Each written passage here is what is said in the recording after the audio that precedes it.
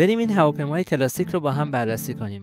ماکت فلزی مقیاس 1:400 بوئینگ 747 سوخت‌رسان ترابری محصول موزه نیروی هوایی شاهنشاهی. یک طرح هنری زیبا روی جعبه، بسته‌بندی محکم و کلکسیونی. این دومین محصول تحت لیسانس موزه است که با بیشترین جزئیات ممکن در این مقیاس طراحی و تولید گشته. ماکت دو تا از اولین 747 های نیروی هوایی به شماره سریال های 5284 و 58101 توی این جعبه است. بریم ببینیم چی توی این جعبه منتظر ماست. یه پاکت حاوی یک کارت پستال از طرح هنری روی جلد و کارت اصالت محصول.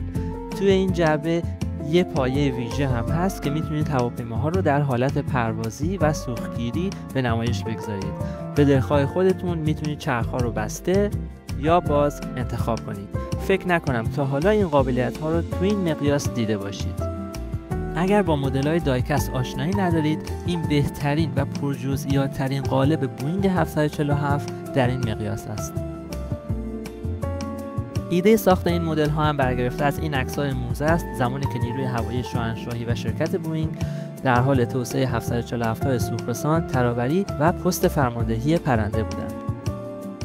پچ گردان 747 یا فیل‌های پرنده هم قبلا توسط موزه با بهترین کیفیت تولید شده که اگه علاقه دارید میتونید تهیه کنید. این ماکت در نوع خودش بی‌نظیره. کافیه به کیفیت پرینت نگاه کنید، به جزئیاتی که روی بدنه است، آنتن ماهواره‌ای، محل دریافت سوخت، همه جزئیات هواپیمای واقعی به تایید موزه اینجا پیاده شده. ویژگی که معمولاً توی مقیاس‌های بزرگتر می‌بینید، زیر هواپیما متالیکه و پولیش خورده. این ماکت ها در دو مدل فلپ پایین و فلپ بالا تولید شدن که شما مدل فلپ بالا رو مشاهده می‌کنید. هواپیمای شماره سریال 8101. هواپیمای دوم شماره سریال اولیه 3 رقمی داشته 5284 و هنوز به رنگ نیروی هوایی شاهنشاهی در نیومده. به رنگ شرکت TWA بوده. این اولین باره که تو این مقیاس ما بوم سوختگیری رو روی این هواپیماها می‌بینیم.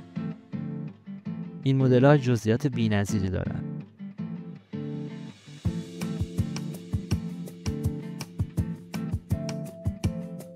خب امیدوارم این بررسی مورد پسند شما واقع شده باشه. ماکت‌های قبلی رو تو صفحه موزه میتونید ببینید. صفحه موزه رو دنبال کنید، لایک کنید، مطالبش رو شیر کنید. کلی ماکت در آینده در راه همراه ما باشید. بدرود.